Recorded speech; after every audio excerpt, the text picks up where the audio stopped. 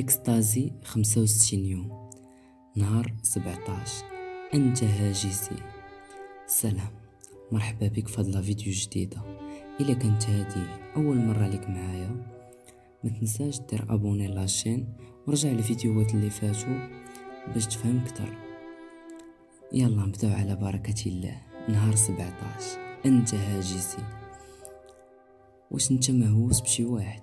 شي واحد اللي مدمن عليه او ملك ديالك، شي واحد اللي ما كتقاوموش وكتبغيه بكاع الطرق. الحب ديالك ليه عميق بزاف، اختاريتيه من بين بزاف ديال الناس في هذا العالم، ولكن واش هاد الهوس تيقتلك اولا تيقويك؟ واش هاد الهوس صحي ولا ماشي صحي؟ يمكن ليك تفتن بواحد الشخص وتولي كيف اللي سحر ليك، معجب به وكتبغيه، ولكن ما خاصكش نهائيا تولي مهووس بواحد الانسان، لان هاد الهوس ديالك به غادي يدمرك. قد ما كان الهوس كبير بزاف قد ما كان الجرح عميق، وكل ما ولا الجرح اعمق كانت صدمة قوية بزاف. نهار 18. هرسها وما غاديش تقدر ترجعها كيف كانت من قبل. الثقة شي حاجة اللي هشيشة بزاف. إلا كان شي واحد كيثيق فيك كتر من أي حاجة في هاد الدنيا ما تهرسش الثقة ديالو، لأنه ملي كتهرس الثقة ديال واحد الإنسان فراه انت كتجرحو بزاف، حيت ما عمر الثقة ديال داك الشخص غترجع كيف كانت من جديد. سواء كنتي في حياته أو لا في المستقبل، انت غادي تخلق ليه مشاكل في حياته، ومن تما ما غاديش تجيه سهلة انه يثيق في شي واحد من جديد. وهادوك الناس حتى ملي غادي يلقاو واحد الشخص اللي يقدروا يثيقوا فيه غادي يكون صعيب عليهم بزاف انهم يرجعوا الثقة من جديد. واحد الاجزاء بسيطة هي اللي غتبقى، ولهذا السبب ملي تبغي تهرس الثقة ديال واحد الانسان عرف بلي راك غادي تدمرو للابد. نهار 19. واحد الحرب وقع لي في الداخل ديال راسي. كيفاش يمكن لي نفسر الصراعات الداخلية ديالي لأي واحد؟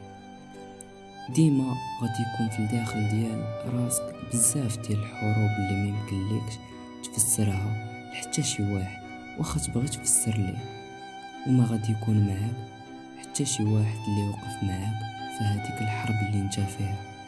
انت بوحدك كتقاتل وكتقاتل حتى كيقتلك العيا، وما يمكن ليكش حتى تراجع.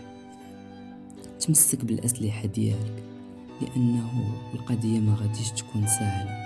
تفكر باللي راك غادي تعاني من خسائر كتيرة في الداخل ديالك، ولكن واخا هاد الشي خاصك تربح هاد الحروب بأي طريقة ممكنة، وما خاصكش تخلي الخصم ديالك هو اللي يربح.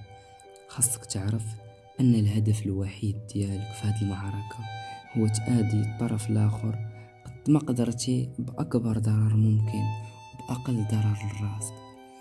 كنتمنى ليك نصر عظيم في هاد المعركة. نهار 20.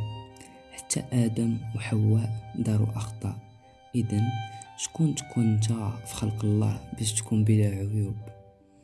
ما نقدروش نهائيا نكونوا بلا عيوب، وما يمكن ليكش تكون بلا عيوب، ومن المستحيل انه يكون واحد الانسان ما فيه حتى عيب. حتى آدم وحواء داروا غلط وكانوا هما اول مخلوقات بشرية، فكيفاش كتوقع انه يعيش واحد الشخص حياته بلا ما يدير حتى خطأ؟